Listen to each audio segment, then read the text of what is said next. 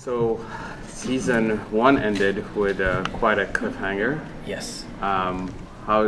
Is it this season 2 gonna start in a continuation of that? We're not addressing what happened at all in season 1. We're just gonna. It's a procedural. They work at a hospital. The first couple episodes of this season are actually a little bit like a co-finale with season 1. Everything is going to have to be dealt with. You'll find out the answers to what happened to Cassie, what happened to Ramsey, what did the 12 Monkeys want with them, and what is happening between Cole and Ramsey and their relationship. And then the real fun for us has been what is Cassie's dynamic with everybody in the future in the temporal facility. So we'll be doing that right off the top, and of course, what's Jennifer doing with the virus? It's a bit hard, planning time jumps on the scripts and everything. And is there easy ways to make that happen?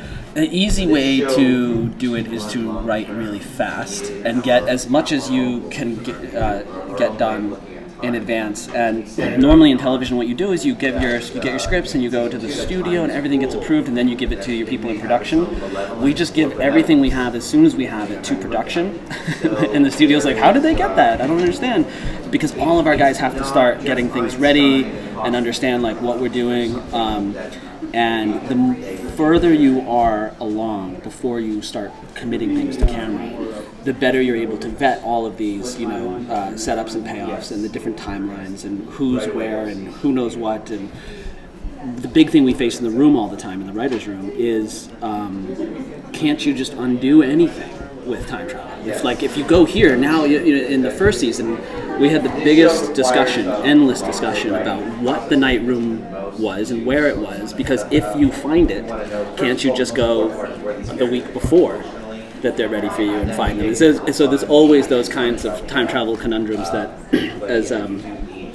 which we do kind of subscribe to the Stephen Moffat practice. Moffat, who runs Doctor Who, which is, this great time travel twist, and the way it works is, look, monsters! So we try and use, action and emotion and drama and all of that to, paper over some of the ropier elements.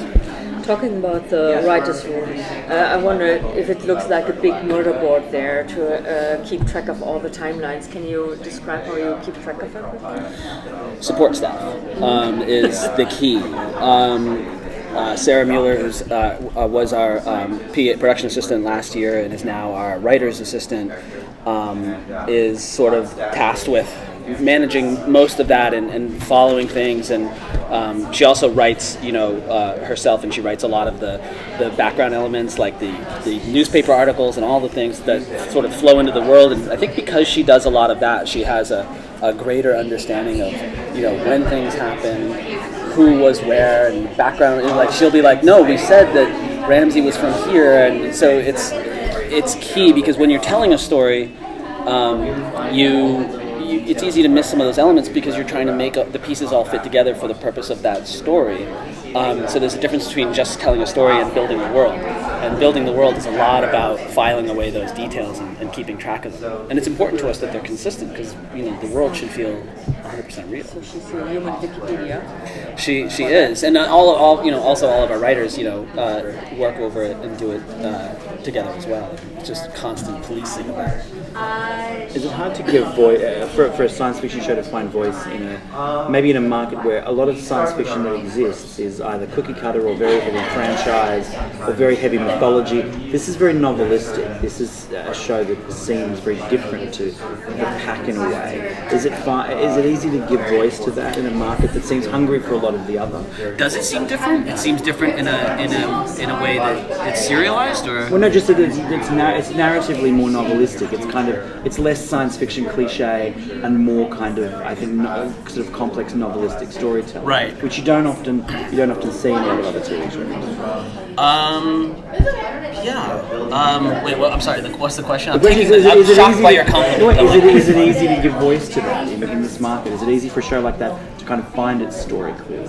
I don't know the answer to that. All I know is that this is the kind of stories that Terry and I like to tell, and we've always been obsessed with stuff like The Shield and The Wire and Game of Thrones, obviously, is like I'm like just in awe of what they're doing. Even though some people had a problem with this season, I thought it was really well done, and I think it goes back to what I was saying about world building. I mean, if that's if it's novelistic, I think it's the characters exist and the world exists, and we're just kind of chronicling the story. I think it's how it should feel.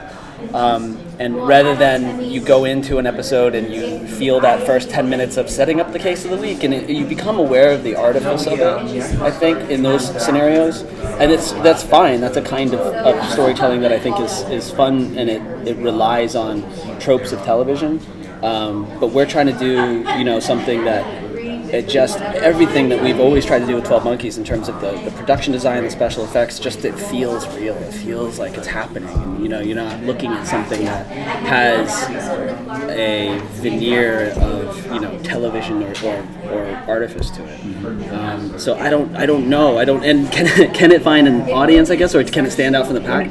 That I don't know. That one I don't know, because our ratings were not great. And I think we have an audience, and we definitely are finding them as the show lasts longer.